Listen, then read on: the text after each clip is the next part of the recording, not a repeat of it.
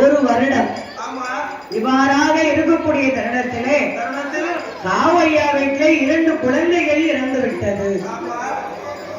பார்த்தீங்களா? சாமியை கூட்டிக்கிட்டு வந்து ஒரு வருஷம் தான் வச்சு கும்பிட்டு இருக்காரு. 2வது வருஷத்துல ஒரு வருஷம் முறையே 2 குழந்தைகள் இறந்து விட்டது. பெரிய சங்கடமா இருக்கு. காவையாவுக்கும் மனைவி பெற்ற பிள்ளைகள் அனைவரும் ஒரு வேளை கூட சாப்பிட சாப்பாடு இல்லை, உடுத்த உடை இல்லை. சாமி கூட வந்தாரு தரித்திரியா இருக்காதுன்னு நம்ம நினைக்கும். ஐயா வந்த அந்த நாள் முதலா எந்த குறைகளே கிடையாது. ஒரே வருஷத்துக்கு 2 பிள்ளைகளும் இறக்கு. காவையாவுடைய அரண்மனையிலே மக்கள் 2 பேரும் இறந்தவுடனே அங்க இப்ப ஏற்பட்ட பஞ்சமாக இருக்கிறதானா அங்க உண்ண உணவே கிடைக்க உடையதும் மரக்கல் அங்க மக்கள் தான் இழந்த அஞ்சு தின்று காவைய காலத்துல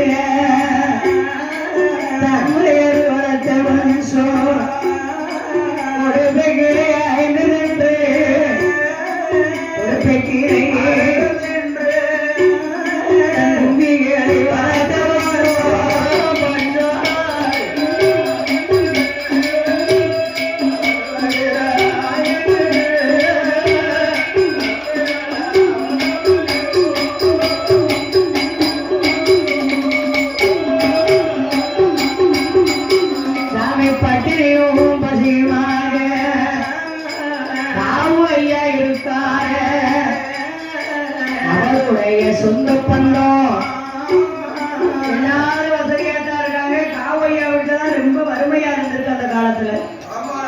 காவையா அருளாகிய ஒரு வருஷத்துக்குள்ள 2 பிள்ளைகளும் இறந்து போச்சு.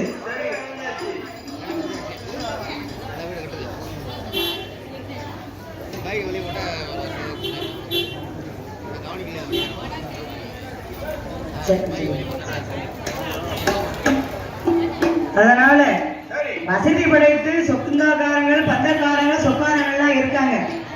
அவங்க எல்லாம் ஒருபடி அரிசி கூட கொடுத்து காவையாவா தலையை தூக்கவும் இல்லை, யாரும் யாருக்கும் பார்க்கல. அதான் பாருங்க, தங்கைய வச்சாதான் தலைக்கும் ஒசரம்னு சொன்னான். உங்கையே தலைக்கு வச்சு படிச்சோம்னா நீ உருகிட்டு போயிருவல்ல.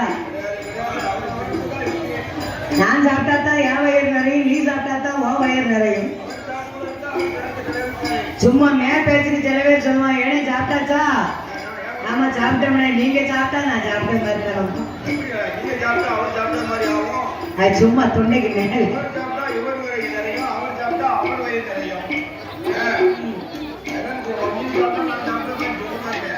சொல்லுவாங்க. அதனால அப்படி அந்த பஞ்சமான காலத்துல வறுமையை வாடிக்கொண்டிருக்கிறார். இந்த காவையாவை வைத்து வணங்கி வழிபட்டு வாக்கு சொன்ன காவையா காலமாகி சென்றார். அவருடைய பேர குழந்தை ராமச்சந்திர பூரி தாத்தா பின்னால குறி நடத்தி கொண்டிருக்கிறார்கள்.